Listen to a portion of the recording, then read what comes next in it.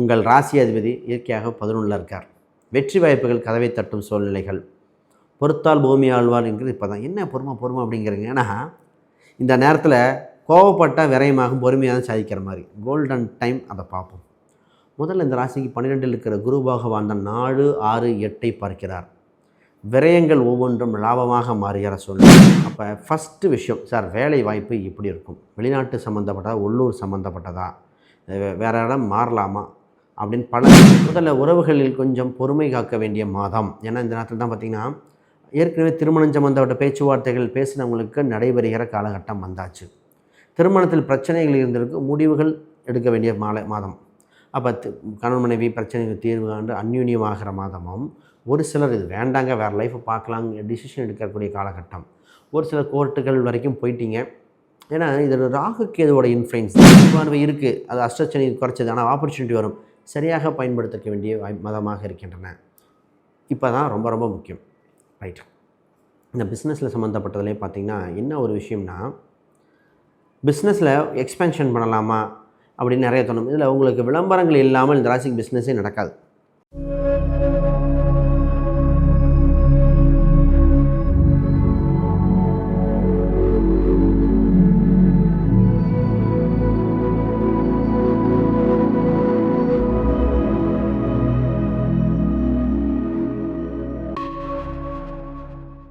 அமைதியே உங்களுக்கு வாழ்வில் சிறப்பாக வெற்றி நடை போடும் மாதமாக அமைகின்றன.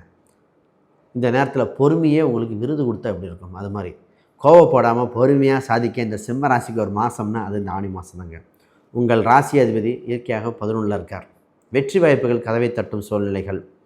பொறுத்தால் பூமி ஆழ்வார் என்கிறது இப்போ தான். என்ன பொறுமை அப்படிங்கிறீங்க. ஏன்னா இந்த நேரத்தில் கோவப்பட்டால் விரயமாகும், பொறுமையாக தான் சாதிக்கிற மாதிரி கோல்டன் டைம். அதை பார்ப்போம்.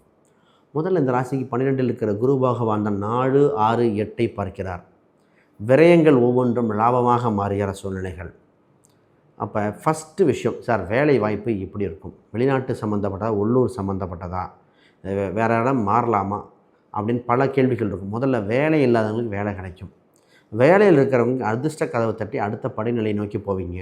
இப்பொழுது உயர் பதவிகள் போகலாம். நான் ஃபோர்ஸ்ஃபுல்லாக நானே போய் கேட்கலாமா அப்படின்னு கேட்டால், பொதுவாக ஜாப் சேஃபாக இருந்தால் அதிலே வெயிட் பண்ணுங்கள். தேவைப்பட்டால் ஃபோர்ஸாக போங்க. ஏன்னா ரிசெஷன் ஒன்று வருகிற காலகட்டத்தில் நிறைய பேர் கையில் ஒரு ஆஃபர் லெட்டர் இருந்தால் ஜாயின் பண்ணுங்கன்ட்டேன். அடுத்த சில மாதம் கழித்து பார்ப்போம். புது வேலை கிடைக்கிற நல்ல சம்பளம் வரட்டும், தள்ளிக்கொண்டே இருந்த ஒரு சில மாணவர்களுக்கு அறிவுரை சொல்லி சேருங்கள் என்று சொல்லியாச்சு. கேம்பஸ் சென்டரில் கிடச்சிருக்கு, இருந்தாலும் நல்ல சம்பளமாக வரணும் வேலை கம்பெனி. ஏன்னா இந்த மாதம் நெக்ஸ்ட்டு ரிசெஷன் ஒன்று வர காலகட்டத்தில் சூழ்நிலைகள் வேறு. ஆனால் பொறுமையாக நீங்கள் ஜாயின் பண்ணுங்கள், நிச்சயமாக பலிதம் இருக்கும், லாபகரமாக இருக்கும். இப்பொழுது கவர்மெண்ட் சம்மந்தப்பட்ட எக்ஸாம்ஸ் இதெல்லாம் ப்ரிப்பேர் பண்ணுறவங்களுக்கு மிகுந்த யோகங்க. அப்போ கவர்மெண்ட் எக்ஸாம், காம்படிட்டிவ் எக்ஸாம் எழுதுகிறவங்க, ஸ்டேட் கவர்மெண்ட், சென்ட்ரல் கவர்மெண்ட் அந்த மாதிரிங்களும் அதிர்ஷ்டங்கள் கதவை தட்டுகிற காலகட்டம் வந்துவிட்டன.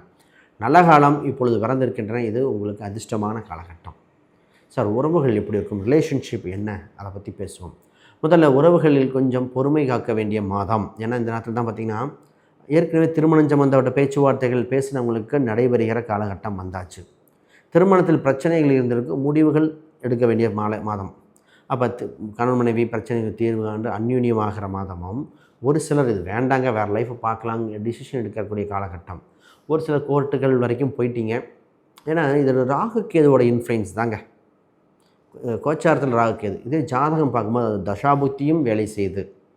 அந்த தசாபுத்தியும் ஒரு சில இன்ஃப்ளூயன்ஸை பண்ணி கோச்சாரம் இரண்டும் இணைந்து மத்தளம் போல் இருந்தாங்க.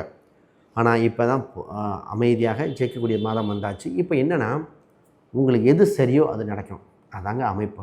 அப்போ சூப்பரான மாதம்.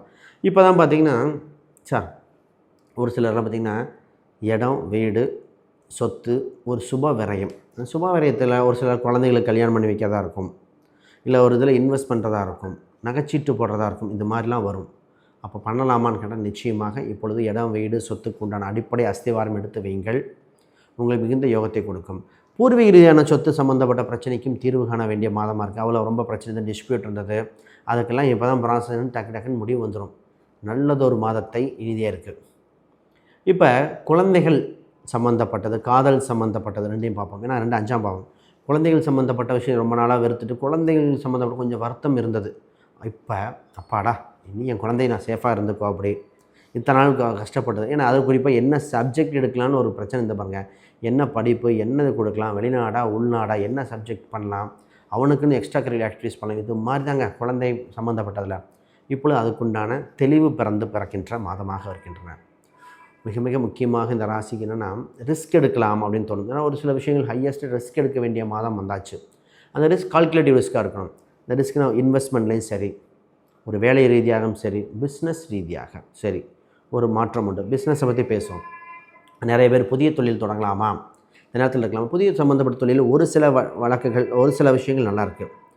ரியல் எஸ்டேட் சம்மந்தப்பட்டதாக இருக்கலாம், டிரான்ஸ்போர்ட் சம்மந்தப்பட்டது, சினிமா கலைத்துறை இருக்குது, அரசியல் சம்மந்தப்பட்ட யோகம். மற்ற தொழில் எடுக்கும்போது ஜாதக ரீதியாக பார்த்து முடிவெடுக்கணும். ஏன்னா இது மதில் மேல் பூனையாக இருக்கின்ற மாதம்.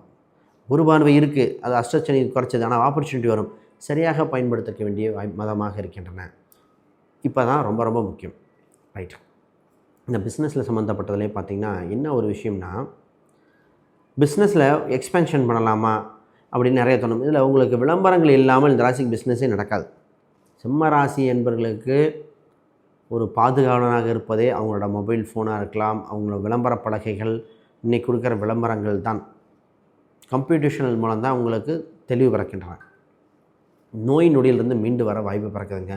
நிறைய காலகட்டம் விரைய செலவு, அந்த செலவு மாறி மாறி செலவுகள் பண்ணிட்டு இப்பொழுது அதெல்லாம் இல்லை, இனி நல்லா இருக்குது அப்படிங்கிற மாதிரி ஹெல்த்து இம்ப்ரூவ்மெண்ட் ஆகிற சூழ்நிலையும் வந்தாச்சு. சூப்பர். இதில் உங்கள் ராசியில் இருக்கிற கேது நெருக்கடி, மன நெருக்கடி கொடுத்தது இல்லையா. முதல்ல என்னென்னா ஒரு கோயில் தீர்த்தங்கள் இது போன்ற வர வச்சு, காசி தீர்த்தம், கங்கை தீர்த்தம், அதில் குளிக்கும்போது கொஞ்சம் பயன்படுத்தி வரும்போது இதாக இருக்கும். வீட்டில் அடைத்திருந்த தீர்த்தங்களை கூட பயன்படுத்தி விடுங்கள்.